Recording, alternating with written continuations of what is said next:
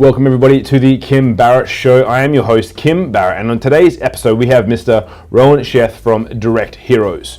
Now, Rohan, I've been across for a couple of years now. One of his businesses now focuses on how can you use Messenger inside, and when I say Messenger, I'm talking about direct messaging, whatever sort of messaging you want to call it, inside of Instagram DMs. So if you've ever seen anything like ManyChat or Chatfuel or any of the bot building softwares, this is a new one that's specifically for Instagram. And we tested it out as well and had a little bit of a play with it, and we can confirm that it works a treat. Now, if you're anyone that wants to grow their business using Instagram, you won't want to miss this episode. A lot of cool insights that we dive into, as well as how can you pick up clients like Tony Robbins, Robert Kiyosaki, some of the big guns out there. How do you pick those guys up as clients as well? So without further ado, let's jump into the show.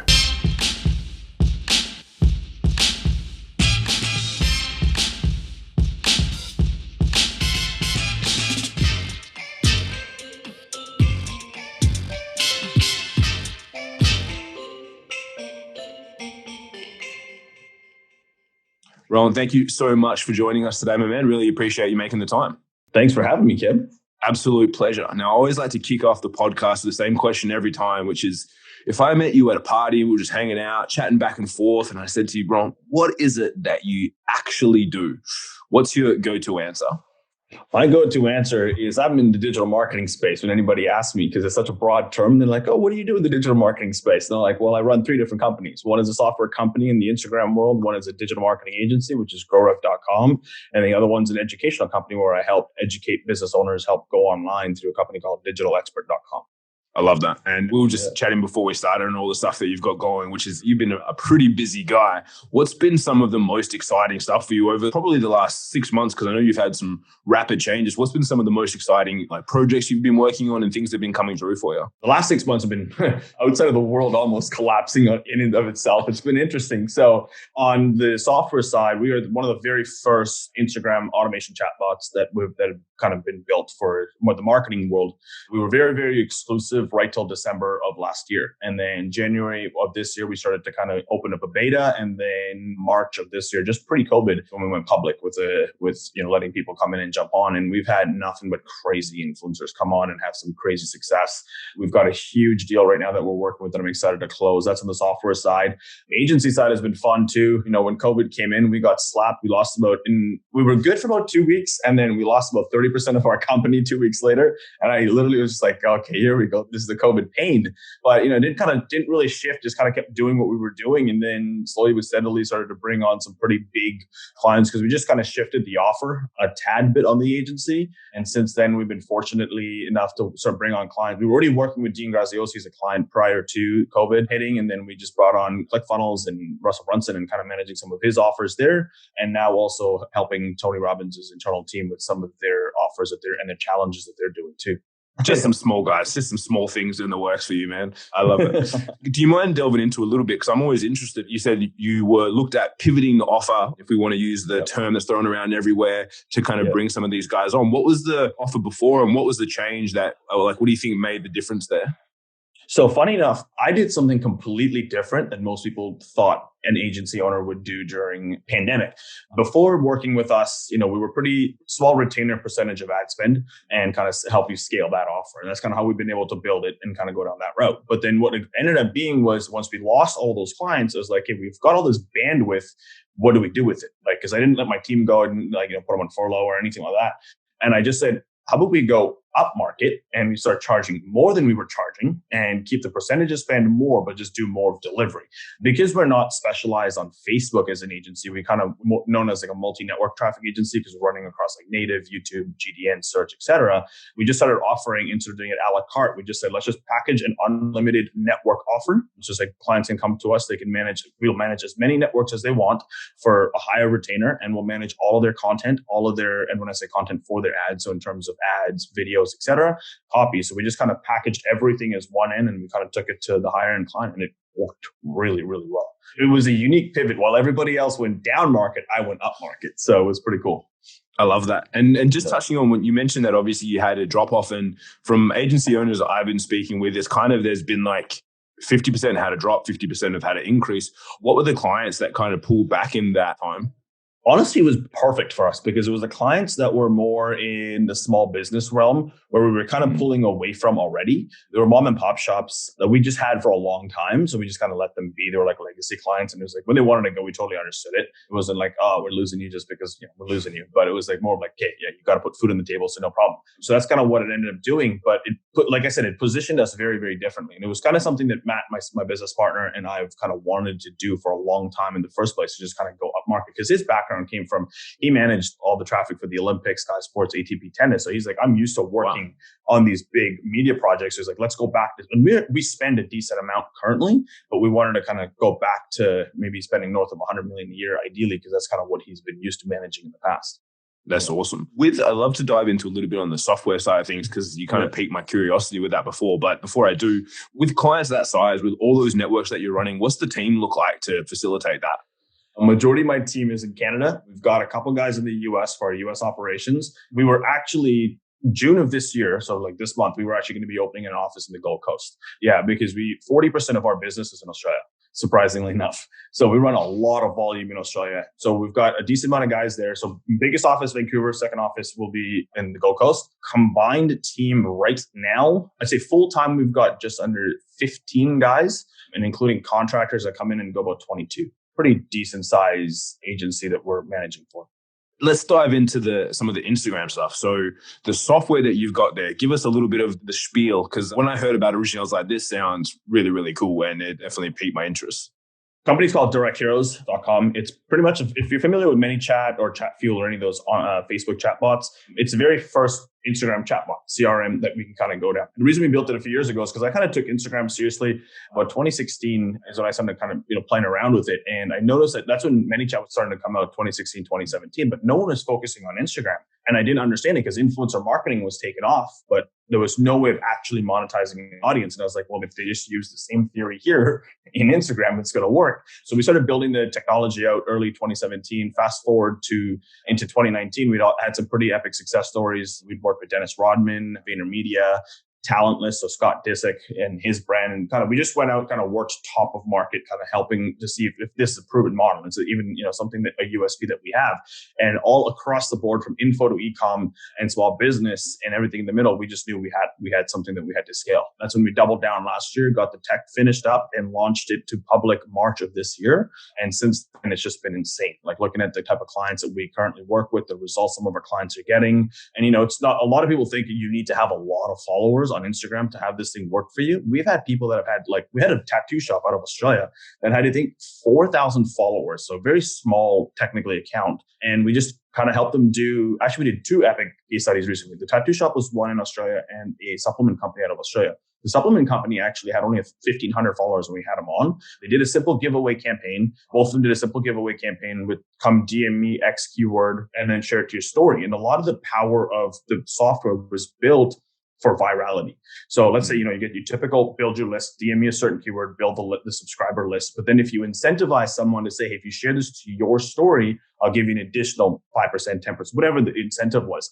And doing that, where it's like now you're tapping into somebody else's stories, because now you're looking at their audience that doesn't know, like, oh, why are they sharing this brand or whatever. The tattoo shop, they booked themselves out for 3 weeks. The total sales came out to be just under $100,000 in sales off of a 4,000 person list. And then the supplement company was insane. We still haven't gotten final numbers, but I know that the story share campaign alone reached over 1 million people just in impressions from just story share. So like they had a huge spike in just followership because of the virality that we were able to grow from the story share campaign. So those are some simple, smaller level stuff. One that we're doing right now, Tony Robbins is running a challenge. This is completely organic, like zero paid, because now, and I'll add some kind of stuff to it in a second too.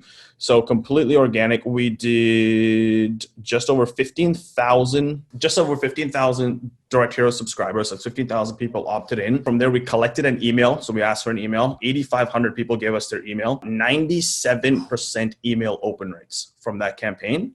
And in upsells, we've done over $44,000 in upsells so far organically. And I'm only tracking organic because I know we're running paid, but I want the organic side of this. So that's kind of just a little bit of teasing of what's been going on recently.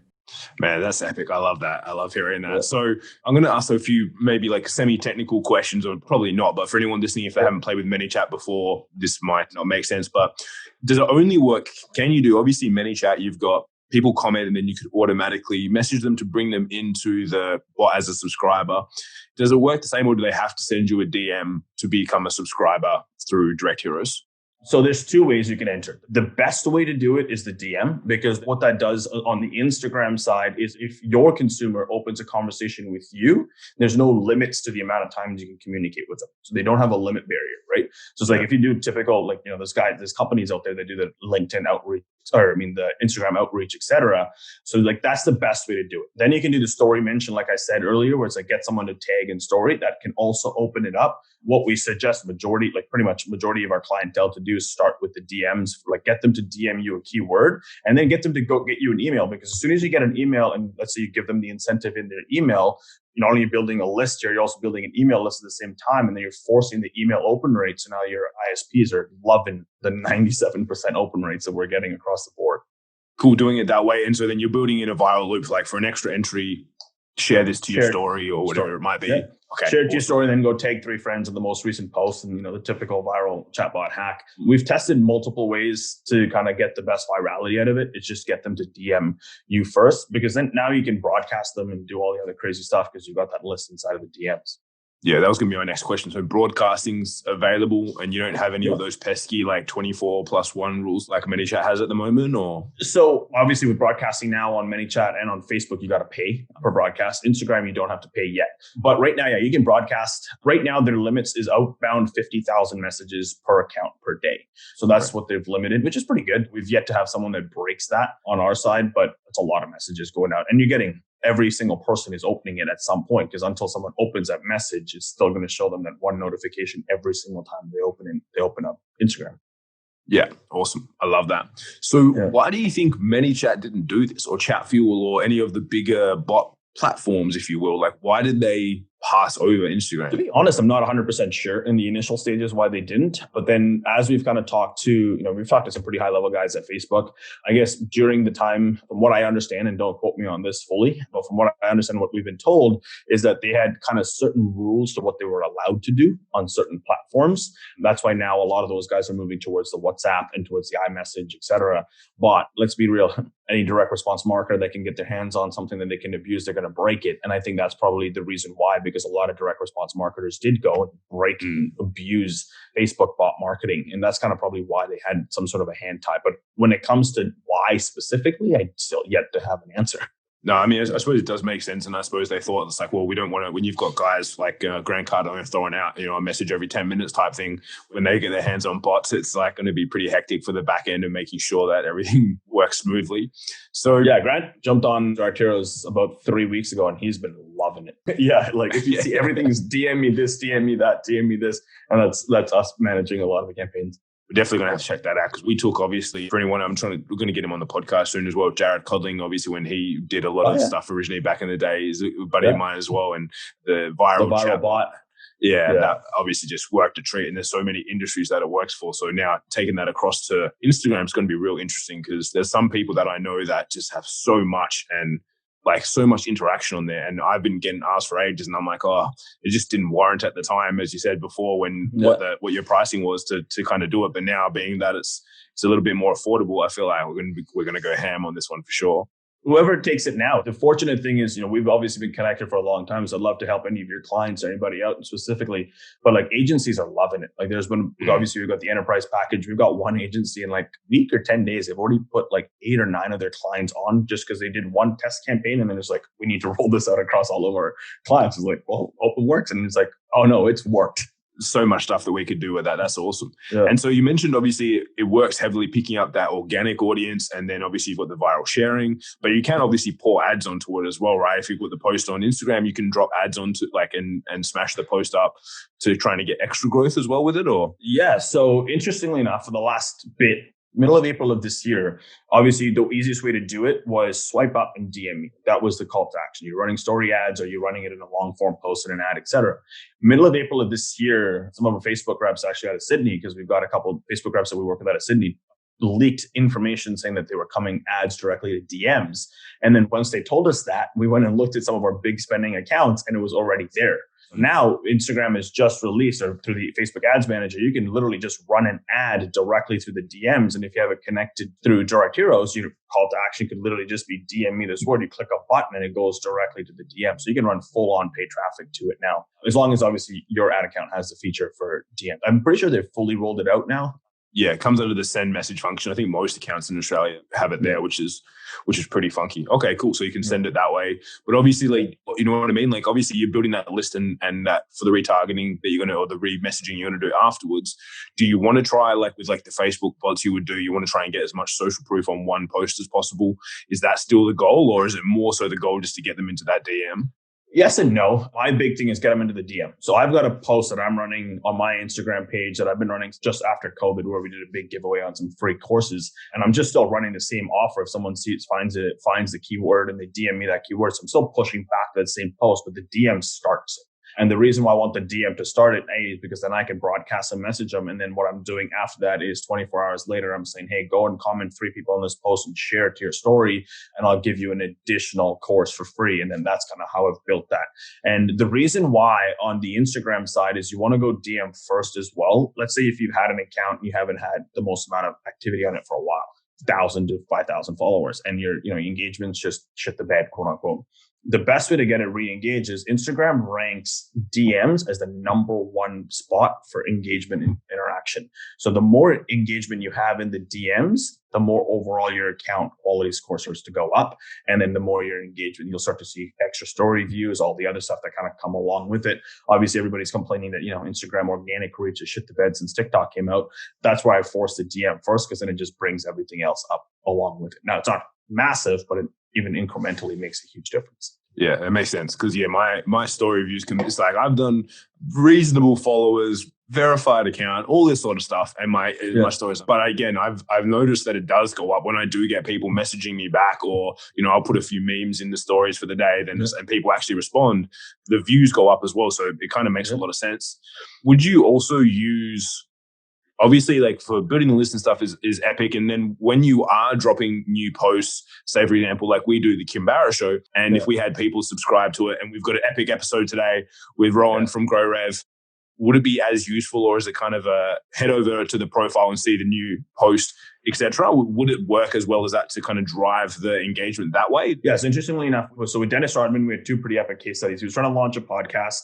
We did a pre-release for every episode where they would only be able to get it in the DMs. So it's like they had to be able to, and both the case studies was only through the DMs. So it's like if you wanted to hear the hidden version, or the Dennis Rodman version, was just in the DMs. Another one that we're testing right now, and it's working really, really well, let's say for podcasts specifically, when you're launching a podcast, is you get them to DM you first, and then obviously release your podcast whenever you have it, if it's a brand new list or whatever. And then you incentivize people to say, hey, go write me a review on iTunes or on Spotify and share it to your story, and I'll give you a 15-minute coaching call or whatever. I'm just kind of throwing something out there. So now you're forcing that engagement, and you're forcing the growth of your podcast as well, for people sharing, liking, etc. Because there's a lot more you can do, but you're keeping it exclusive, where people are like, where are you getting all of this stuff from? But it's only happening inside of the DMs. Now, I've got to ask, because you've thrown out some pretty epic names in this podcast to people. It's just like my close personal friend, Dennis Rodman, Tony Robbins, ClickFunnels, all this sort of stuff. How did you get in the mix with all of these guys? Because I think for everyone listening, they're just like, hang on, this guy from Vancouver is just killing it over here. How does it come about where suddenly, Erod, let's do some stuff together? Yeah, so Dennis Rodman actually, so when we started kind of working with, when you and I first reached out about Direct Heroes, we had a couple guys that were like, working in and kind of helping us get some big names onto the platform. And they were the ones that were fortunate enough to bring it and kind of test with some big names and kind of show them what we did. Like I said, we had the case study with Talentless. We shared that to them. Dennis Rodman was launching all of his stuff. We did a similar test run with Dennis Rodman then that was like, hey, he's going to launch the podcast and he's going to have his thing that he's doing anyways and through his social. But then he built a very specific, so if you're on e-commerce, this was a cool case study. So he ran a brand of his that he only wanted to keep exclusive. So he didn't want to do the typical, every launch day, blah, blah, blah. He did a limited amount of t-shirts or whatever merch that he wanted to sell. And it was only if you were inside of his DMs, the broadcast list, did you know when they were up for sale? And every single month we did a broadcast, we sell it. sell it, 40,000, 50,000, 40,000, 50,000 in sales. And then now you're adding virality because people are like, where is this Dennis Rodman merch? No one knows about it. The only place to know about it is in the DMs. So that's kind of how it started. It originally was networking on the GrowRev side. Some of the clients that we've worked with, fortunately, like I said, been in the industry long enough to now network and kind of build a pretty solid, stable foundation of clients outside of the big guys that we brought on this year, and just kind of kept true to what we've always done, is just provide value first. And that's kind of how we've been able to network and work our way up, even in Australia as well. I love that. And I think that's the most important. And it's the same thing that we've done. It's like when I look back at the clients that we've worked with and things that we've done, it's like it's only come about from adding value to other people. And then they're like, oh, 100%. we were even chatting before. I'm like, oh, I've got a client that I can probably send across to you guys. And then, and it's just because I've known of the reputation in you guys in the industry for a long time. And it really is that time on field, because I've found with so many people coming into the space that are now Facebook agencies, when they've done their 2-week course and now they still work in their mum's bedroom, but that's all right. They've got an agency now. It's like the people that have had businesses and been doing this for years and years and years are the ones that start to obviously filter to the top. Yeah. Oh, absolutely. Like Matt and myself, I've been in the obviously digital marketing world I'll be coming up on 9 years. Did affiliate marketing stuff before, and then Matt was in it prior too. And then we partnered together. This will be our 6th year running the company together. So it's like, it's just been one foot in front of another every single day, and just kind of continue doing what we're good at doing and provide more value to people. And, that's kind of even seen what you've done in Australia. It's been phenomenal too. As we get towards the end of our time here together, I always like to ask one question at the end of the podcast, which is the same every time, which is, what's one question that I didn't ask you that I should have? The one that usually people ask right at the beginning is kind of my background and kind of how I got into business. I'm like, that would have been one for the audience to kind of know. Would have been, a lot of people have their typical build their businesses from a rags to riches story. Mine was actually went from extreme wealth to rags to now, fortunately enough, built what I have today, the backbones of just persistence. Give us a little bit of that from extreme wealth. Where did you start? What happened? And like, obviously we've heard a bit of the bounce back on what you're doing now, but give us a little bit of that precursor. So originally born in India. I traveled all over the world by the time I was 11 years old. My dad and my uncle had built, which was the largest travel agency in India at the time. They owned an airline at the time. People that know airline today, Emirates, I was on their very first class flight. My mom still has a certificate of it back in the day. It was like what was it? I think it was like 2 drivers, 3 maids, 2 cooks. Like it was nuts, the lifestyle that I'd seen. I didn't even know what economy class was till I was 11 years old. So that's kind of the lifestyle that I saw when I was from 0 to 11. Parents gave all of that up in India and kind of come to Canada to give my brother and myself better lifestyle, because living in India, the lifestyle wasn't the greatest. And there was some family things that went on. And fast forward to, went from at the age of 12, never see my mom work a day in her life, to having to see her go get a job, which was definitely a reality check for me. That kind of lit a different fire. I was like so confused from like 12 to 15, like what the hell just happened? Like, yeah, I love living in Canada and all this stuff, but it's like now whenever we travel, I'm traveling at the back of the plane, at the front of the plane. Like I don't have any maids, I don't have any drivers. What's going on? And it was just one of those situations where just balanced. It showed me the opposite side of what life can be. And I'm grateful, very, very grateful today for being able to go through that, because everything else since the age of 15, I've just been hustling and working and just been from the perspective of I want to live that life again, but I want to do it from a place where it's like I've achieved it because I know the value that I've provided to the universe. That's awesome, man. I love hearing a bit of that. So, and it's pretty interesting as well, because then when you do see the other side, you also know what's possible. Because I think for some people, even if they start off in the rags, if you will, from the rags to riches, it's like you don't know what's on the other side. Like if you're just kind of growing and pushing, you said, if you don't get to sit at the front, you don't know what the front of the plane's like. And it's like, I remember the first time I ever sat in business class or first class, I was like, I'm never going back and going back. Like I don't ever want to sit back there ever again. For anyone that's listening, obviously we've mentioned a few things here, but if they like, cool, I want to find out more about what Rohan's up to, what's the best place for them to connect with you online? Instagram is probably my most active. So if you want to follow me on Instagram, Rohan_Sheth. Facebook, you can just add me as a friend, DM me. And or just if you're interested in grabbing the software, just go directheroes.com. You can grab the software right there. And or if you want to know more about the traffic stuff that we do, maybe connect through Kim. And if it's something that you guys can help, great. If not, Kim can connect us on the traffic side there. Beautiful, man. Yeah. Love that. Well, again, thank you so much for jumping on and making the time today. Really appreciate you jumping on. Absolutely, Kim. Thanks for having me. Awesome, man. Thank you.